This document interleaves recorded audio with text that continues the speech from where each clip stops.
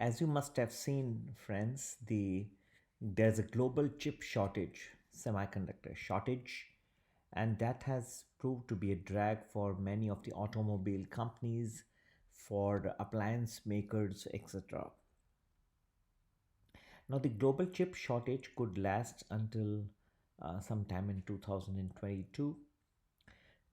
Things may start looking a little better, I would say, by the second quarter of calendar year 2022.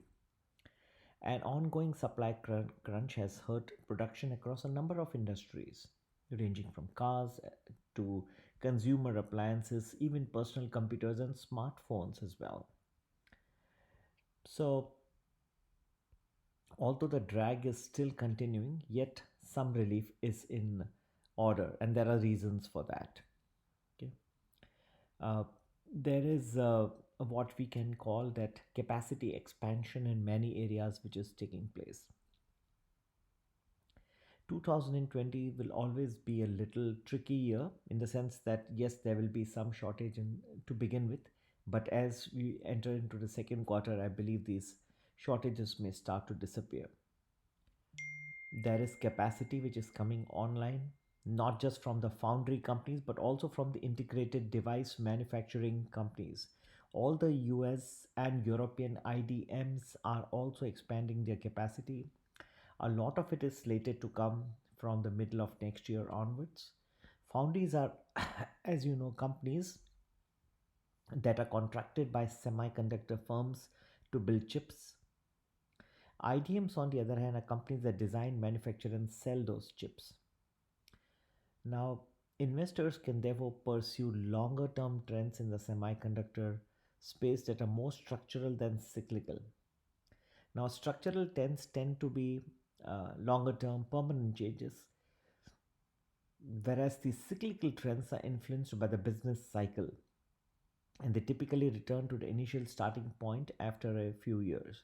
There are two trends that can be termed as really positive, however, over the next few years. The first is in the very high end compute segments.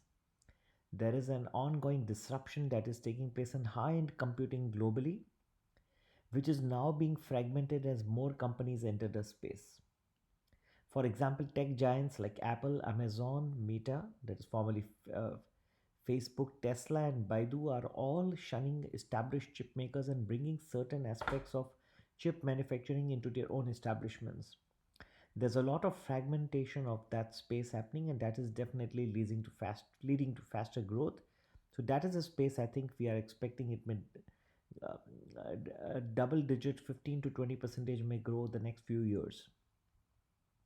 The second trend is Chinese semiconductor companies that focus on legacy long tail technologies.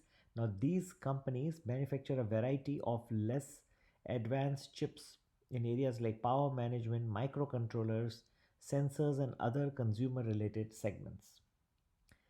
You can see or hope that more and more companies are coming up in China aiming to target some of these long tail technologies. The local demand is clearly there. Many of these companies only have maybe 5 to 10 percentage of the local demand served at this point of time. So the potential addressable market is maybe 5 to 10 times of what they're currently serving. Asia's top semiconductor firms by revenue have posted double digit annual profit growth in recent quarters. Chip manufacturing amidst a global supply shortage is an attractive proposition for companies.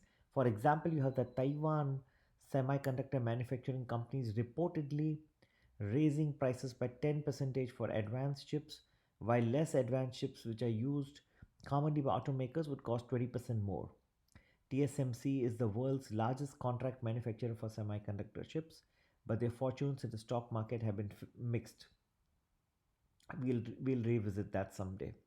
While the likes of TSMC, MediaTek, UMC, and Renesas Electronics are up between 16 and 45% so far this year, shares of Samsung Electronics, which is the world's largest chip maker by revenue, and SK Hynix are down by 13% and 6% respectively in the same period.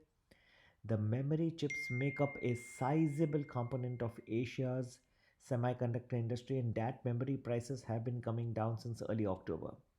The market has been anticipating a bit of downturn in that space, so that is a kind of going through a down cycle. The other part I would say is that the market has been a little bit worried about when that cycle is going to peak. Samsung and Hynix are both memory chip makers, as you recollect. Investors are usually unwilling to pay up if they worry about whether a company can beat earnings expectations in future quarters, but you can expect a relatively short downturn in the memory cycle as industry dynamics have improved and compared with past down cycles that lasted much longer. Friends, this is the future of the chip industry. All in all, you can say that beginning second quarter of 2022, you can start easing of supply pressures, and there could be more availability of chips as we go down next year, second quarter and beyond. Friends, as I explained, these chips are very important in most of the manufacturing activities, particularly in cars, in smartphones, automobiles.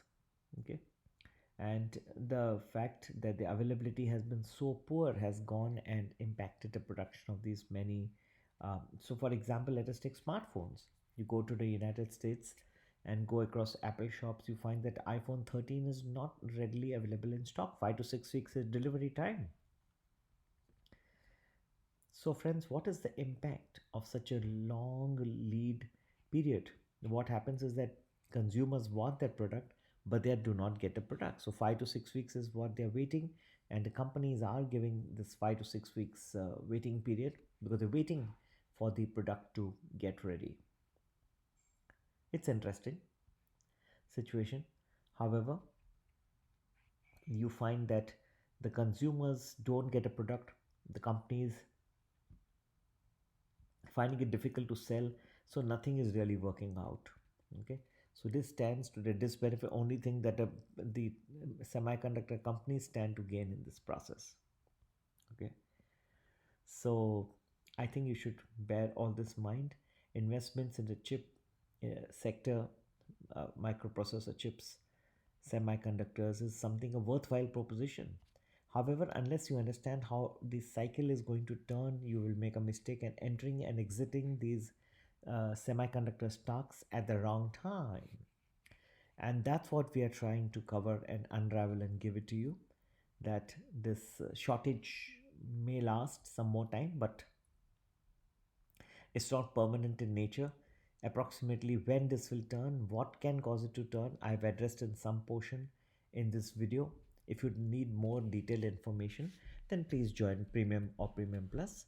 You can email me for this purpose at globalmoneyinvestor@gmail.com.